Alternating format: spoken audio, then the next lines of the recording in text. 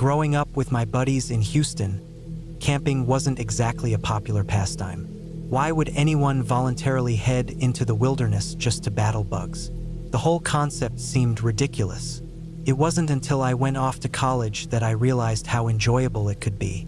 During my 4 years at Sam Houston State, I transformed from a hardcore city dweller to someone who could almost live off the land. But then, just like that, something happened that permanently soured my love for the great outdoors. As I mentioned, the wilderness and I were never on friendly terms before I moved to Huntsville. If there was a spider web, I'd walk right into it.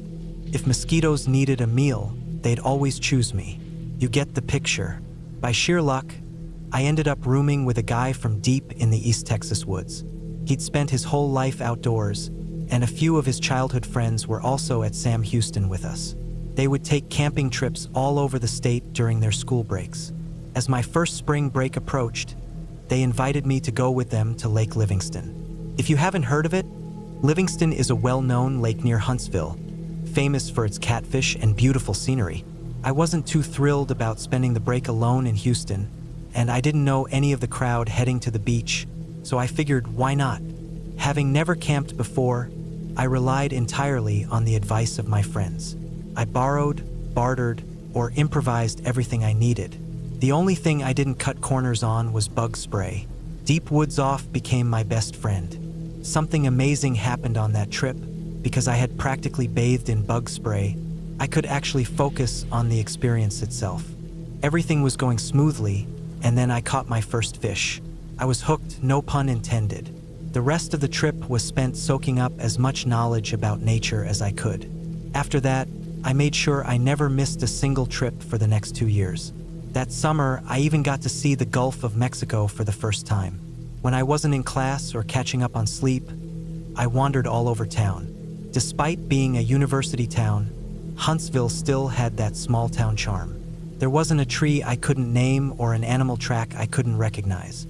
During the warmer months, I spent every spare moment honing my skills at Lake Conroe. I don't think my East Texas friends even knew half of what I did after a while. My childhood friends back home barely recognized me anymore, but I didn't care. I had found something I truly loved and never wanted to be apart from nature again. In some ways, I'm still deeply connected to it, but stepping back into the woods, I may never be able to do that again. It was spring break during my final year. By then, some of my camping buddies had dropped out or transferred. A couple of them were still around, but we had lost touch. I had been planning a big solo trip to a well-known national forest in the eastern part of the state. I won't name it here because I don't want my story to discourage anyone from visiting. It truly is a beautiful place, despite whatever shady things might be happening there. Before leaving, I had been warned about reckless hunters, but this trip wasn't during hunting season, so I wasn't too worried. After a final check of my supplies, I hopped in my truck and began the 3-hour drive. I arrived at my campsite a little after 3 p.m. and set up exactly how I liked it. I decided to take a short walk before dinner. That's when I first noticed it. I didn't actually see anyone, but the feeling of being watched never left me. I cut my hike short and returned to camp. While bears weren't common in this region, I had read a few online stories, and the idea of being mauled on my first night wasn't appealing. I ate dinner and turned in just after dark. As far as I know, nothing unusual happened that night. The next morning was like something out of a dream.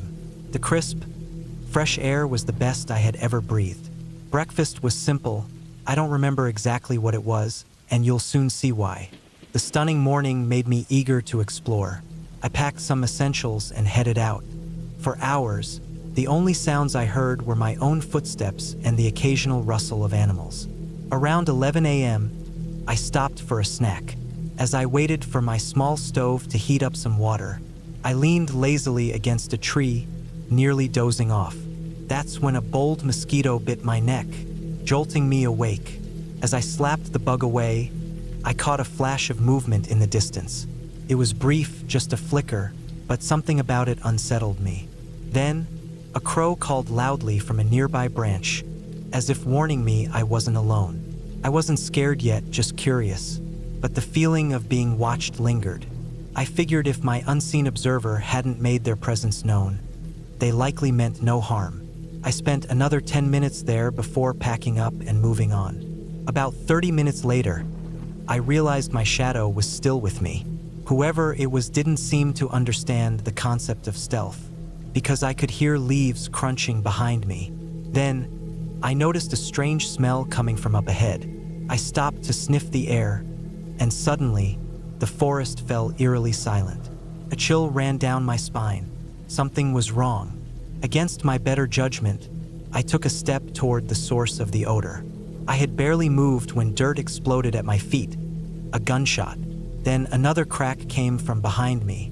Took a second to register that someone was shooting at me. I dropped to the ground, heart pounding. I called out, hoping the shooter would realize their mistake. Silence. No response. No movement. As the sounds of the forest slowly returned, I convinced myself it was safe. I stood up, brushed myself off, and, like an idiot, took a few steps toward the smell again. That's when another shot rang out. No more thinking. I turned and ran for my life. I didn't stop for at least 10 minutes, only pausing when my legs gave out. After catching my breath, I continued at a slower pace until I reached camp. I threw everything into my truck, not even bothering to properly put out my fire, something I'd never normally do. I wasn't planning on telling the police, but the further I drove, the guiltier I felt. 20 miles from the forest, I stopped at a police station and reported what happened. The officer didn't seem surprised. He mentioned over-enthusiastic hunters, but the fact that they kept shooting after I yelled ruled that out in my mind. He promised they'd check it out, but I doubted I'd hear anything back. Honestly, I didn't care. There was no way I was ever going back. A little time passed, and I stumbled onto a post online. A guy had wandered into a hidden grow site, only to be shot at as he fled. It sounded eerily similar to my experience. 9 years later, my life is much like it was before college. The difference is I know too much about what's out there now. I still love nature, but the way I see the woods has changed forever. I pass my knowledge on to those who seek it, content with my memories of what once was pure, untamed, and beautiful.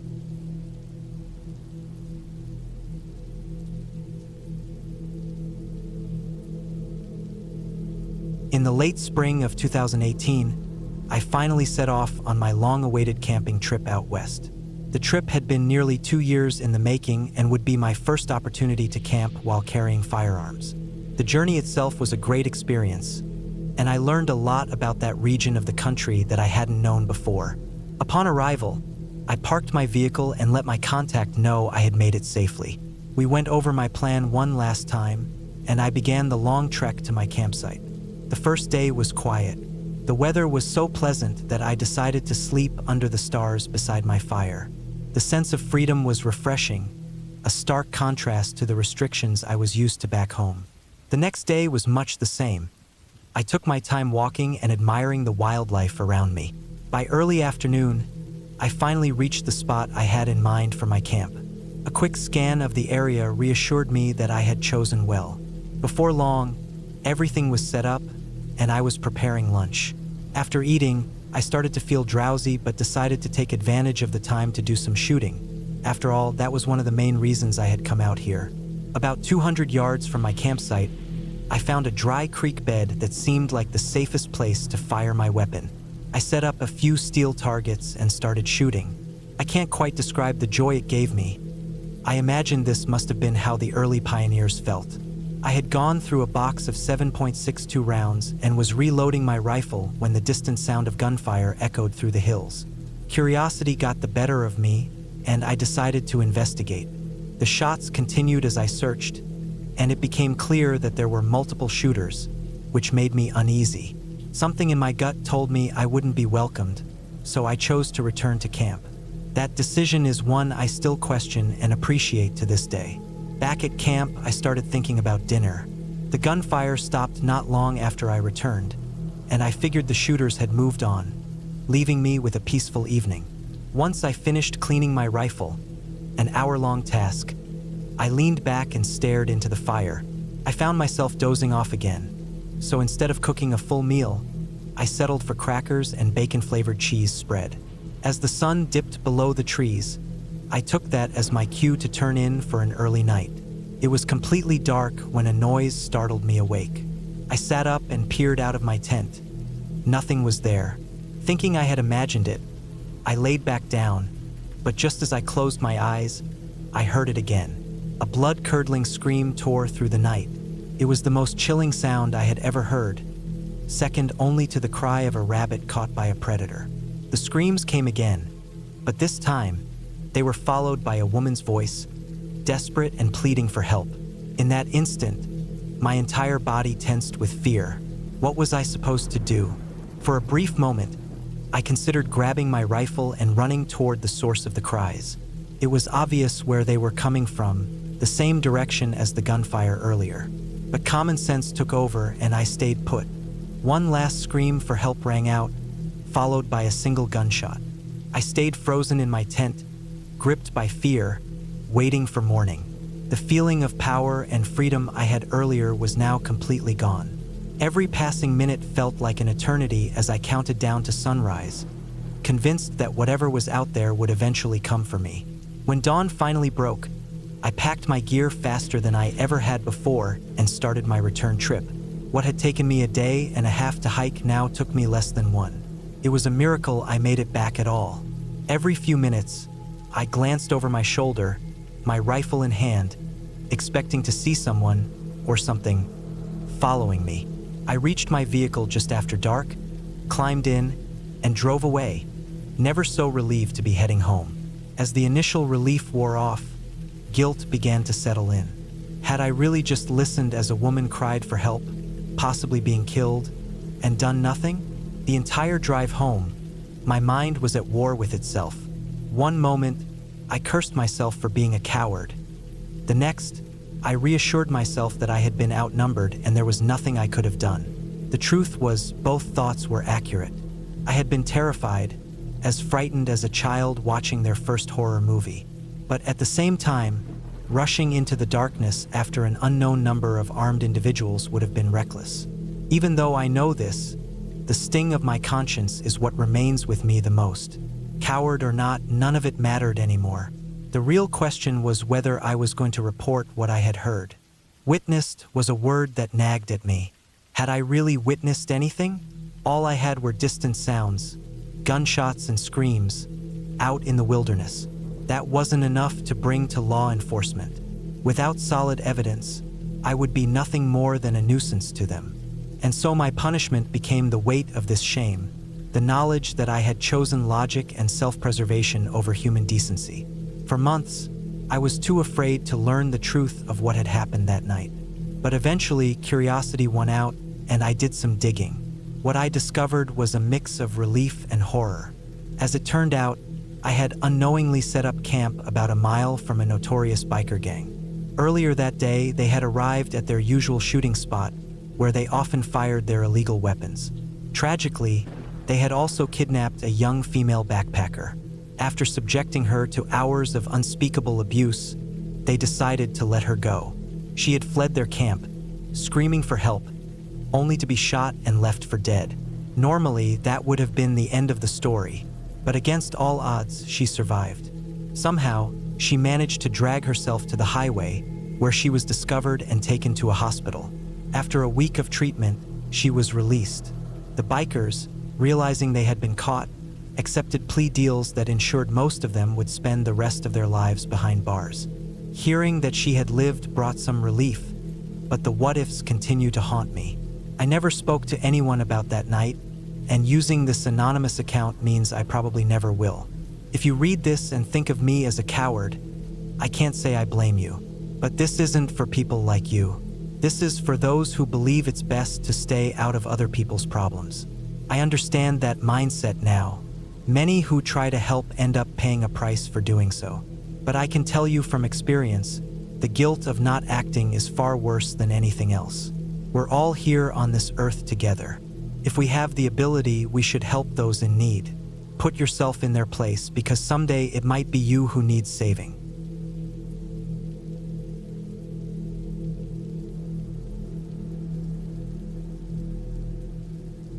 My childhood was far from steady. After splitting up with my dad, my mom went through a series of bad relationships. She even let a few of them move in. When I was about 15, she married a man named Greg, whom she had met at the bar where she worked. Greg was a complete jerk and tried unsuccessfully to replace my father. Mom had done all she could to keep my dad and me apart, but I always knew he loved me and wanted to be in my life. Before the divorce, we'd often go hunting, fishing, and camping together. That gave me a deep love for nature that never faded, nor would I want it to. So when I finally decided to live in the wilderness, it felt like the natural choice. By the time I was 17, I couldn't handle Greg's nonsense anymore.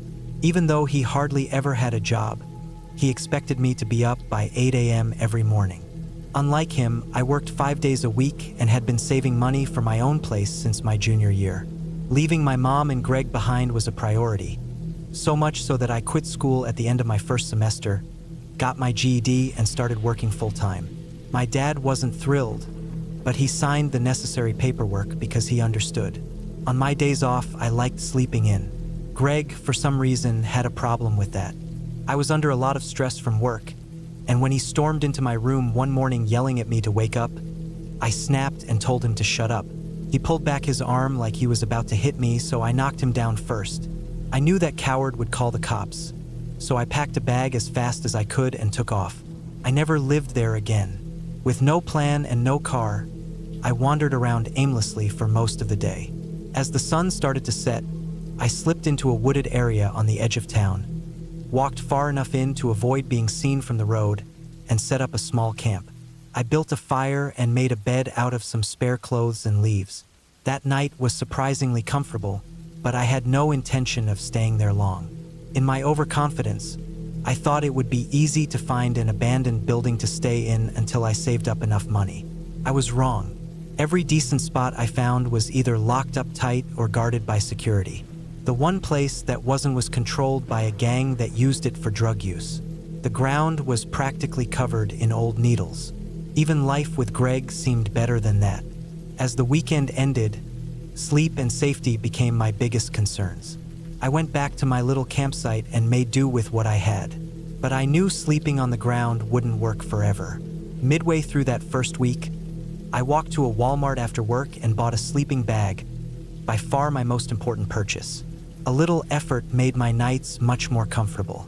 I also built a simple shelter with a tarp and lined it with foil, which helped reflect the heat from my fire back onto me, making the cold nights more bearable. For a while, I cleaned up as best as I could in public bathrooms and washed my clothes at a 24-hour laundromat. Sometimes I even spent the night there on laundry days. My hygiene started drawing a little attention from my bosses, but no one said anything. Eventually, I found a small branch of a river near my camp and bathed there whenever I could. Having a job made everything easier, but living in the woods wasn't ideal. A set of train tracks cut through my patch of woods, and where there are tracks, there are drifters. About half a mile from my camp, across the tracks, was an area where they stayed. Most of them only passed through for a night or two. I first found it by accident while using the tracks as a quieter path to and from work. Walking along the main roads meant police harassment, and as a minor, that was the last thing I needed. One evening, I spotted the glow of a fire through the trees. I moved closer and heard men talking. Peering down the hill, I saw 3 older guys huddled around the flames. I watched and listened for a while before finally calling out. They looked up and talked amongst themselves before inviting me down. At first, I just listened to their stories, but eventually, they asked my name and where I was headed. Thinking quickly, I lied and said my name was Mike and that I lived nearby. That sparked a conversation that lasted hours. They told me about life on the rails, and I shared a little of my situation. That night, I tried fortified wine for the first time. Not something I'd recommend, but I developed a taste for it over time. As summer faded, cooler air moved in. With it came a few less friendly drifters. By then, I was almost one of them myself, spending cool nights by the fire with the usual crew, listening to newcomer stories and passing around a bottle. One night, an older man named Lenny joined us. He was quiet at first but grew more aggressive as he drank. I must have said something to set him off because he swung at me. Before I knew it, I was on the ground, getting kicked. The others pulled him off me, giving me a chance to escape. After that, I kept my distance from strangers. That rule served me well until I let my guard down for someone I thought I could trust. That second incident ultimately led me to get my own place earlier than expected. Not long after the Lenny incident, I met a guy my age named Travis. He had just come from Kansas City, whichever one I forgot to ask. We hit it off and I told him about the camp. We hung out for a couple of nights, talking with the others and drinking. Then I made a mistake. I let slip that it was payday. I never told anyone how much I made, and even the regulars rarely saw me with more than a few dollars. I hid my money in various spots and changed locations often to avoid being robbed. Later that night, Travis asked to borrow some money. I told him I had spent my last dollar on the bottle we were drinking. He called me a liar and pulled out a long pocket knife. Fear took over, but I held on to the lie until I started begging. His face twisted into something evil. I could tell he had no problem killing me. As I turned to run, he slashed at me. I barely escaped a serious injury but still got cut on my arm. Terrified, I backed up the hill, watching him the whole time. Then, out of nowhere, he crumpled to the ground. Behind him stood Johnny, one of the regulars, holding a wooden club. Johnny had been watching Travis all evening. He overheard him make a comment about me being loaded and figured he was up to something. As Travis groaned on the ground, Johnny told him to leave before things got worse. Travis disappeared into the night, and I never saw him again. That was my breaking point. 2 attacks in less than a year were too much. I had saved enough to get a place anyway, even if I had hoped for more time. That weekend, I searched Craigslist from the library and, by Sunday night, was sleeping in my very own apartment. It was tiny and rough, but it was mine. A few months later, I found something better and stayed there for 3 years.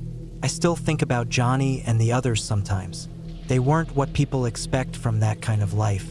But even with a good group around, living rough isn't something I'd recommend to anyone.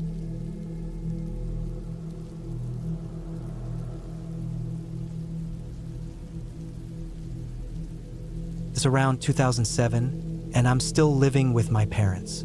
We moved into the neighborhood when I was 12. Not long after, I discovered the forest across the street. I didn't have much choice but to make the woods my escape because of the bullying I faced and the constant tension at home. There weren't many kids in the area, and the few that were around were older than me. That, along with everything else, made me an anxious kid. Any free time I had was spent alone. One day, curiosity got the best of me, and I wandered into the trees. It felt like I was the only person out there, and that gave me an odd sense of security, something I hadn't felt in a long time. I found a small ring of oak trees forming a hidden clearing and decided it would be my personal hideout. Over time, I spent more and more hours there. I even accidentally dozed off one night and woke up outside. I was sure my parents would be furious, but they never even noticed. That was all the encouragement I needed. I started spending nights in my hideout occasionally. First, no one missed me, not even once. I knew I'd need some camping gear, though. I tried taking supplies from home, but they didn't last. Asking my parents for money wasn't an option. I started going door to door, offering to mow lawns. I had never mowed a yard in my life, but that didn't seem important. The real issue was finding a lawnmower. I would sneak my dads out to do a job, but eventually I got caught and paid for it with a beating. Thankfully, I had already saved up enough to buy a terrible, barely working mower of my own. It cost me everything I had, but it was safer than stealing from my dad. Once I earned back the money I spent, I hopped on my rickety bike and rode 6 miles to a small army surplus shop. I left with an old camping backpack stuffed with gear I thought I needed. I was so eager to use it all that I skipped a whole week of school to camp out in my hideout. It became more than just a hobby. It was my only real source of comfort. For the next several years, I went to school just enough to stay under the radar, then rushed straight to the woods every afternoon. By then, I saw the forest as mine. Anyone else wandering through was an intruder in my mind. And when that day came, I didn't hesitate to strike back. It was a Saturday afternoon. I had been camping all weekend and was heading down my usual trail to the creek for water. Across the creek, about 60 yards away, was a mostly empty road. I rarely saw anyone there, but that day there was an old RV parked on the side, with two men going in and out of it. They didn't seem to notice me at first. When I returned a few hours later, they were still there, only now they were drinking beer and firing off guns carelessly. That made my blood boil, but when a stray bullet smacked the water just a few feet from me, I'd had enough. I sprinted the mile home and called the sheriff. I thought my call would stay anonymous, but now I'm not so sure. I made up a story about getting lost and stumbling onto the men. I lied and said they had threatened me with their weapons. Looking back, I know it was wrong, but at the time I was young and furious. The next morning, as I was getting ready for school, I overheard a news report about a big drug bust. Acting on an anonymous tip, sheriff's deputies had found two men firing guns on a back road. When they searched the RV, they discovered it was a mobile meth lab. The men were arrested and held without bail. I knew instantly that my call had led to their capture. The weight of it scared me, but I felt sure no one would ever find out I had been the tipster. For the next year, I followed the case. About 4 months before their sentencing, I received an anonymous letter in the mail. It read, "You messed with the wrong people, kid." An icy chill ran through me, but I still wasn't convinced it was from them. That doubt vanished when another letter arrived the next week. This one was even clearer. "You better hope we get time served." At the time, I was too shaken to wonder how they knew it was me. I still don't know how they figured it out, but at that point, it no longer mattered. The threats kept coming. When their sentencing day arrived, the news wasn't good for them. Both men were already felons, and with the added drug charges, they were facing a minimum of 12 years each. The judge wasn't lenient. He handed them both 22-year sentences. I was convinced my days were numbered. I stopped going to school and spent all my time in the woods. I knew it wouldn't actually keep me safe, but if I was going to die, I wanted to be somewhere I loved. Then something strange happened. The attack I was expecting never came. Month after month, I grew more certain it had all been a cruel joke or just an intimidation attempt. Life moved on. Over the last decade, I've had my share of ups and downs. The meth dealers were the last thing on my mind. Then, last week, a new anonymous letter appeared at my apartment. "You better write a will. The end is close at hand." I dropped it like it burned me. My girlfriend was right there when I got it. She picked up the letter and read it. I could tell she was worried, but I brushed it off as a prank and refused to explain. And just like that, a ghost from my past came crashing into my present. You can probably guess what this has done to me. I'm constantly looking over my shoulder. I'm terrified these men will target my girlfriend or my newborn child. Calling the cops crossed my mind, but without proof of who's sending these, I know they won't be able to do much. I don't have many options. With no one else to turn to, I'm anonymously sending this story out. Maybe it's just because the internet makes it easy to talk to strangers. There's not much else I can say except this: be careful about the choices you make when you're young. Wish me luck, and please, pray for me and my family.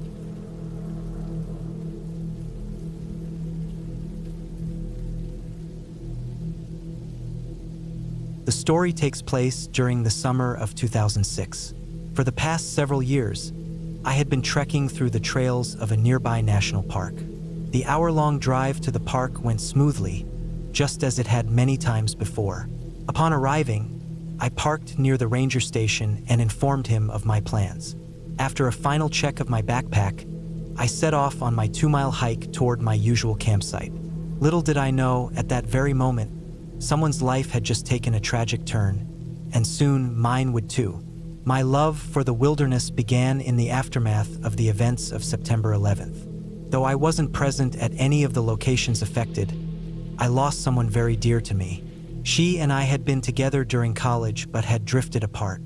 Thanks to the internet, we had reconnected and were making plans to meet for Thanksgiving, discussing the possibility of rekindling our relationship. The news of her passing left me completely devastated, and I soon began contemplating ending my own life. I even packed a bag and set out toward a remote spot in the woods, intending never to return. But something changed when I arrived. The breathtaking beauty of nature overwhelmed me, even in the depths of my sorrow. The stillness of the mountains allowed me to find clarity. Though grief would linger for a long time, I found solace in nature. Whenever the pain became unbearable, I would escape into the wilderness, where everything seemed more manageable. Now, back to the summer of 2006. By this time, these getaways had become routine for me. The first evening passed without anything unusual happening. The next morning, I debated my plans and decided to explore the canyons. These trips often rewarded me with a few arrowheads to add to my growing collection. After eating a quick breakfast of oatmeal, I hit the trail. About halfway down a steep hillside, a flicker of light caught my attention. I searched for the source but couldn't find it. A second flash momentarily blinded me. Once my vision cleared, I spotted a pair of arms waving frantically about 50 feet below. Hurriedly, I made my way further down the trail to get a clearer view. There was a rocky ledge off to the side, so I leaped onto it for a better angle. As soon as I landed, I felt the rock shifting beneath me. The fall seemed to last forever. I clenched my teeth, bracing for the worst, but the impact wasn't as severe as I had feared.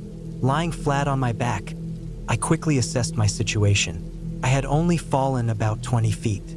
I took a few moments to regain my bearings before remembering the reason I had come down in the first place. I attempted to stand up, only to realize my left foot was trapped between two large stones. Using both hands, I pushed on the upper rock while pulling my leg free. After a few tries, I managed to create just enough space to slide my foot out. I stood, scanning the area for the person I had seen earlier. A woman lay nearby, barely moving. Cautiously, I made my way toward her. At first, I feared the worst, but then I saw her lips begin to tremble. I knelt beside her and spoke gently. I asked for her name. Slowly, she opened her eyes, and a faint smile appeared on her face. "I thought you were gone when that rock gave way," she rasped, her voice hoarse but kind. "I don't mean to be rude, sir, but do you have any water?" Without hesitation, I dug through my pack and pulled out my canteen. The bottle had a dent in it but was still intact. Carefully, I placed it to her lips and let a small amount trickle into her mouth, knowing too much at once might make her sick. For the next several minutes, we spoke as I continued to give her small sips of water. It was obvious she was in tremendous pain, and I knew that the longer we waited, the further she was from getting medical attention. I explained my plan to get help and wrapped her in my fleece jacket for warmth. Climbing back up the unstable hillside was far more difficult than descending it. My own pain was beginning to catch up with me, especially in my back. I first attempted a slow jog, but my knees protested. Instead, I settled for a brisk walk. The journey was agonizing, but I finally reached the ranger station just after 1 p.m. To his credit, the ranger had a rescue team ready within minutes. I was taken away in an ambulance, where I spent the night in the hospital. It must have been close to 6 p.m. when I saw the emergency room staff wheeling her in. The waiting wasn't over yet. She was taken into surgery almost immediately, and it would be several more hours before I received any updates. But when the news came, it was good. Despite suffering from a punctured lung, a concussion, a broken arm, and other injuries, she would go on to make a full recovery. My own path to healing is a story for another day. But the woman, her name was Rachel, was eventually reunited with her loving family and went on to start a life of her own. Last I heard, she had settled in Oregon with her husband and 2 daughters. I hope everyone reading this will join me in wishing her a long and joyful life. I am just grateful I was there to help her through such a harrowing ordeal.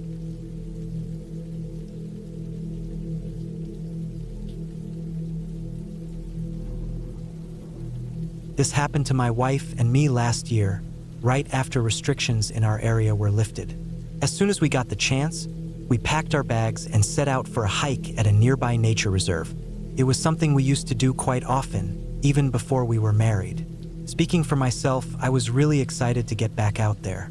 Our plan was simple: hike to a certain lake, spend the night, and return the next day. The weather was perfect, warm, with clear skies, and the trails were dry.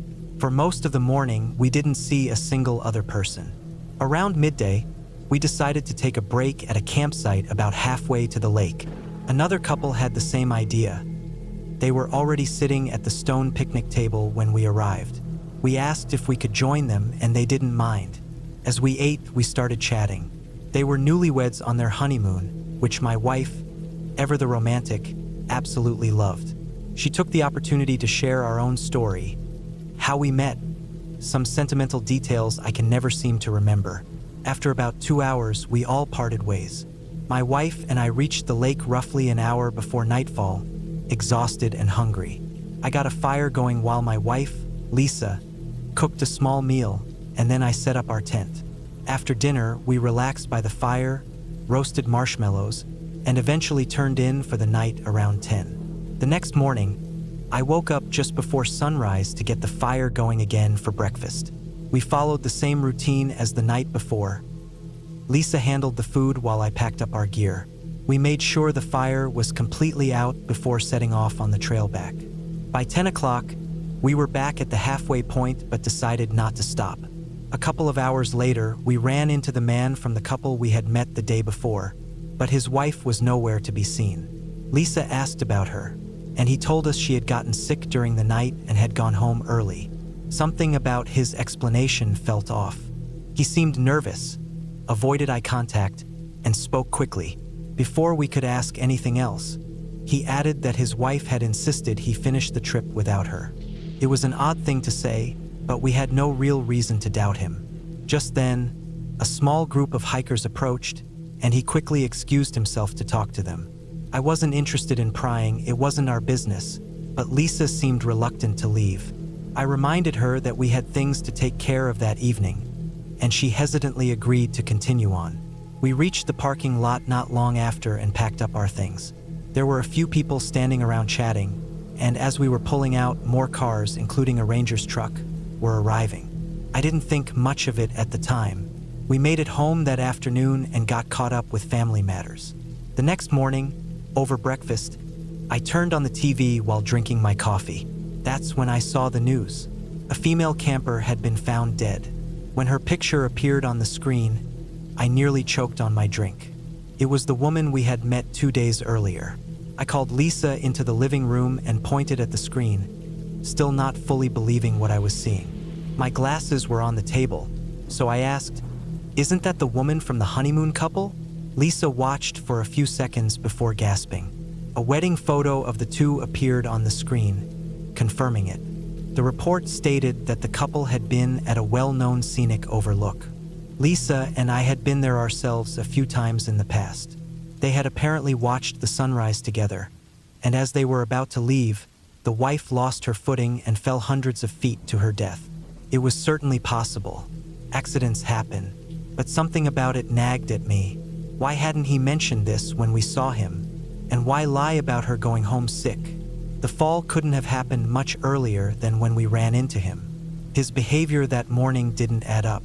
If I had just lost my spouse in a tragic accident, I wouldn't be out on a trail acting so composed. Even stranger, we had passed at least 15 people that morning, and not a single one had mentioned anything.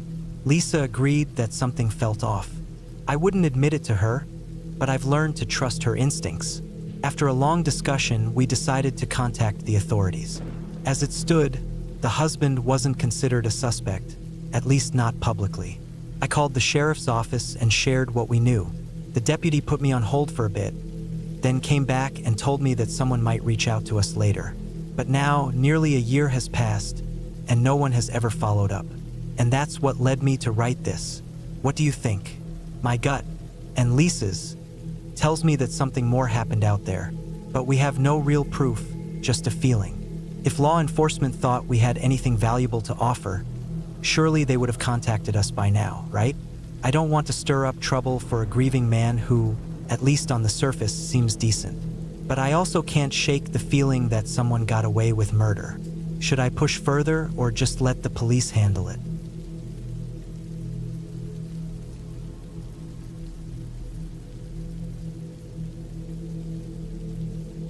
When I was a kid, I always wanted to be a part of the Scouts.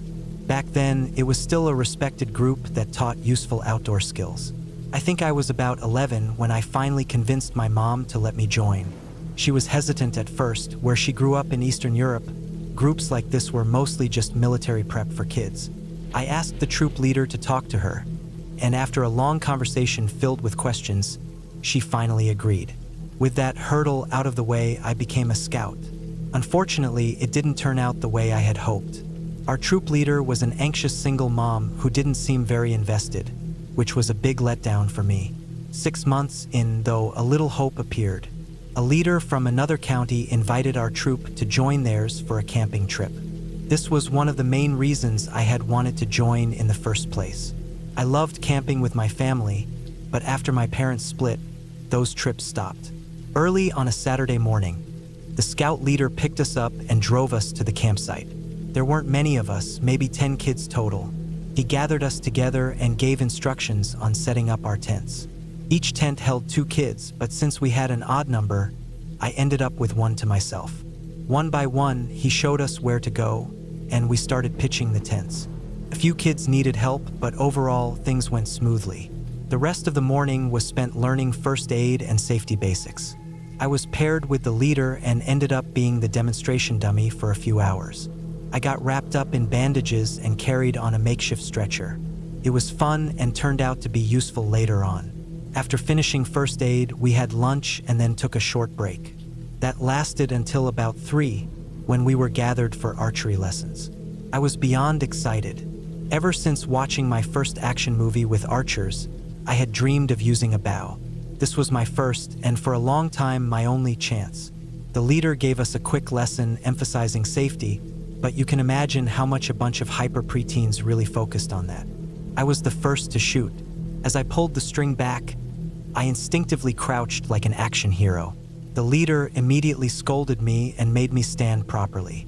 That took a little of the excitement away, but hitting the target exactly where I aimed felt amazing. The rest of the boys took turns after me, and soon we were all shooting on our own. Everyone was chatting and trying to outdo each other. Then it happened. A kid named Jason was talking to another boy, Mark. Jason had his arrow knocked and the string pulled back, maybe a quarter of the way. Mark said something that made Jason turn toward him. Whether he accidentally let go or lost his grip, no one knows for sure. Either way, the arrow shot forward and struck Mark in the chest, sinking in about 8 inches. Panic erupted. The scout leader immediately yelled for the first aid kit. Mark was struggling to breathe, already in distress. There wasn't much the leader could do except pack the wound and try to keep him calm. 2 kids were sent running to the ranger station half a mile away, while the rest of us just stood there in shock. All except Jason, who kept pacing and repeating, "I'm sorry," over and over, until the leader snapped at him to be quiet. The ambulance arrived about 20 minutes later, probably the longest 20 minutes of my young life. And that was the end of the trip. Everyone packed up their things as quickly as possible, and we were all driven home. On the ride back, reality must have hit Jason hard. I can still remember the awful sound of his crying. In my opinion, it was just a horrible accident, but some of the other kids remember it differently. One claimed that Mark had called Jason a name, something no kid our age wanted to be called, and that Jason shot him on purpose. Only Jason knows the truth, and he's never talked about it. I didn't find out about Mark's condition until the next morning. He had gone into surgery, and thankfully it had gone well. The arrow had pierced his left lung but missed his heart by an inch. He made a full recovery. Jason was probably the most relieved to hear that. Everyone involved agreed it was an unfortunate accident, so no charges were filed. A few months later, the two met up, and Jason formally apologized. From what I heard, Mark accepted it and never held a grudge. As for me, I didn't get away unscathed either. The moment my mom heard what had happened, my scouting days were over. I wasn't too upset about it, though. Instead, I got into biking, which ironically turned out to be the safer hobby in the long run.